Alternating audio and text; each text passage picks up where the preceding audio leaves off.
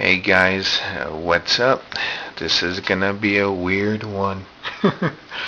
Not necessarily a blog or vlog with a V as in Victor. This is probably gonna be an episode of Talking Toys, which I stopped doing because someone has a company or a production talking about toys. I think it's Mandalorian, some number. But I just wanted to talk about like my standards and practices.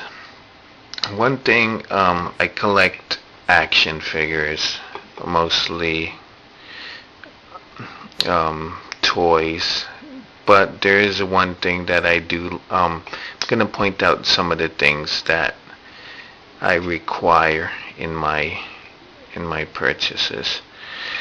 Now, in the past, I did go kind of overboard with my purchasing, and if you're a YouTuber like me, you'll see a lot of people sometimes have loads of stuff, which I think most of it is unnecessary. Like they'll show their basement or their room, and you see stuff piled in the back, and that's not cool. I mean, I have stuff in storage now. It's about $75 a month. I still have space in my storage place to add stuff, but I mentioned before I would rather sell everything off than put it in storage, but the stuff in storage is loose, so it's harder to sell.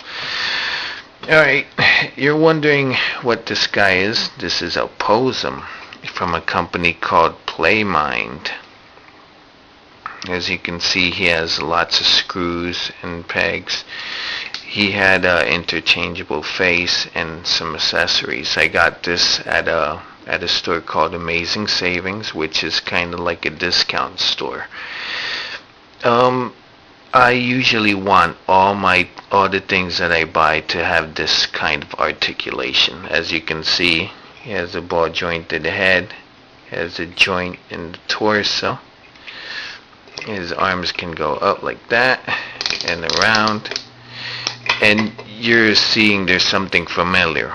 When most people review things, there's the standard of articulation is this. What he can do. Like where the joints can turn. As you can see, this is pretty articulated for a little action figure from maybe an unknown company, because this isn't Hasbro or Takara. It's not Mattel, but the articulation is awesome. That's what I as a collector, and I'm sure lots of you guys want in a toy. So he's gonna say bye, and let's move on. The next thing is faces.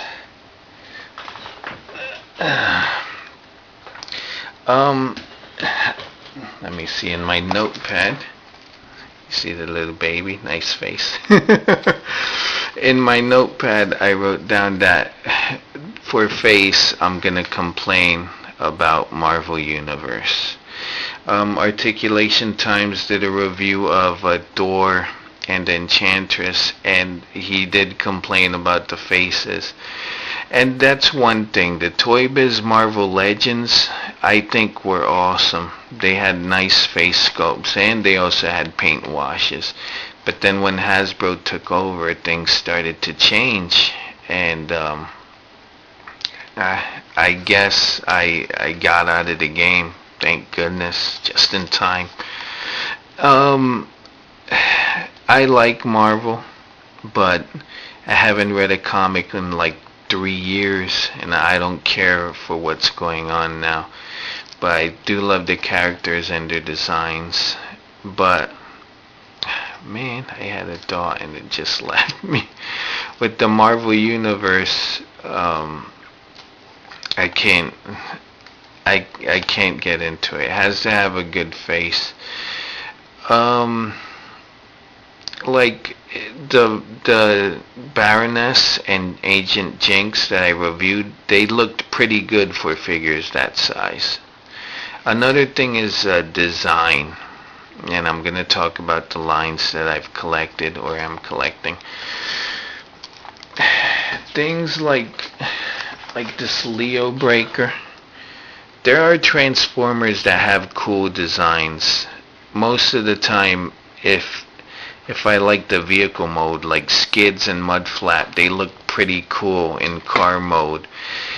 I try not to think about their faces, which are ugly as hell, but their vehicle modes were cool, and they were in a movie, but I'll probably give them to my nephews.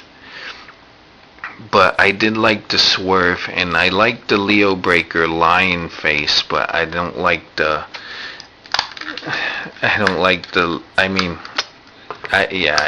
Leo Prime Optimus face. That's kind of ugly. But the design of the figure and most of the Transformers Cybertron figures were pretty cool. Were pretty awesome.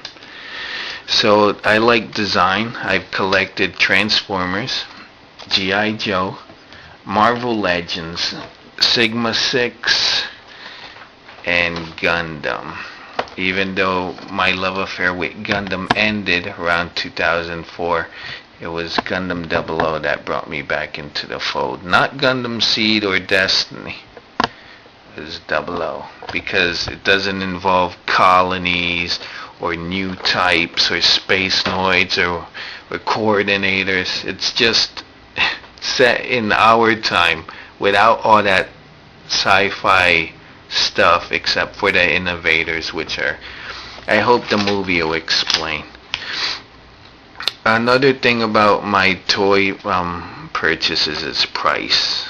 I bought some robot Damashis, but I can't keep collecting them. They're too expensive. I'd like to get the GNX 3 and the Caradum and the 00, but for $35-$40 a pop, so I usually buy things on the cheap. It's not that I'm cheap. A friend of mine said there's two things, but there's a difference between being cheap and being broke. If you're Bill Gates and you don't want to buy a boat because you think it's too expensive, you're being cheap because you got the money to buy the boat.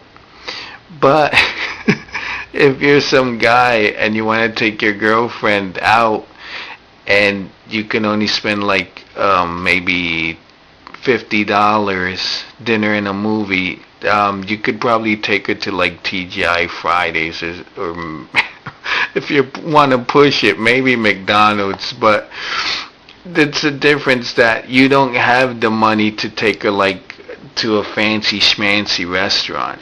So there's a difference between being cheap and being broke. I'm cheap.